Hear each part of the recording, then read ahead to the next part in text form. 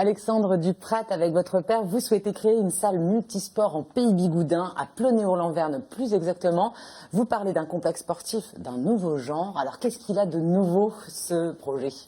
Alors ce projet, ce qui est intéressant, c'est que on peut pas y pratiquer par exemple juste une seule activité.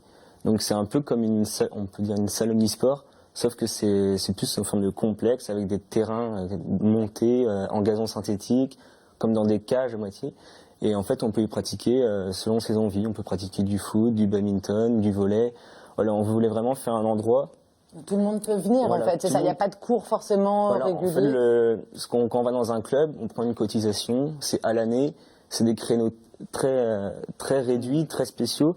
Et là, en fait, avec ce complexe, on peut venir quand on veut, quoi. Et ça n'existait pas encore dans le Finistère, voire dans le Pays Bigoudin, en fait, tous les cas. Dans le Finistère, il y a les soccer qui existent. Donc à Brest, je sais qu'il y en a deux. Donc c'est des salles de sport en salle. Voilà, mais uniquement au foot. J'ai dit quoi Non, mais voilà, c'est uniquement du foot. Et en fait, nous, ce qu'on voulait faire, c'est vraiment regrouper plusieurs activités.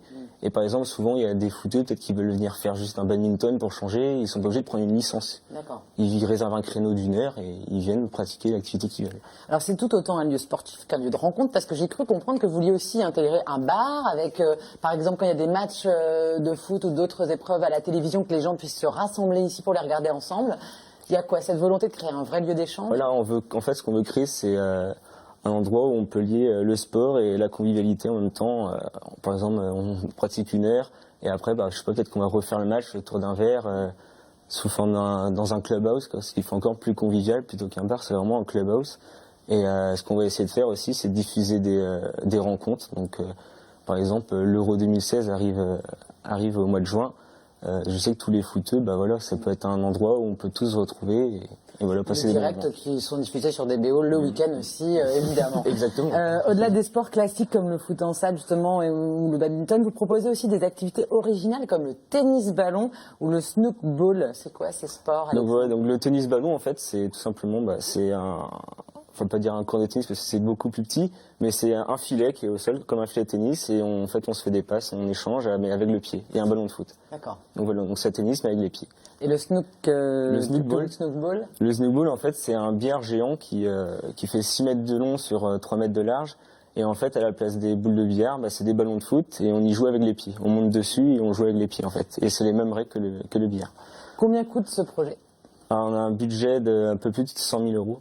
Et en ce moment, vous faites un appel aux dons. Ça se passe sur la plateforme de financement participatif kengo.bzh.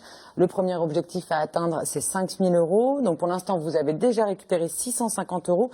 Il reste 61 jours donc pour atteindre ce premier palier de 5 000 euros. Donc n'hésitez pas à aller financer tout ça sur kengo.bzh. Et puis vous espérez quand voir le projet se réaliser? Ce qu'on aimerait, c'est au mois de mai, justement avant l'euro. Avant l'euro, quoi. Et vous voulez reconvertir un lieu, c'est ça aussi, pour installer votre activité?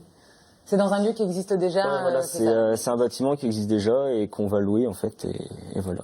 Et ce qu'on recherche aussi, c'est une personne, enfin un style de parrain.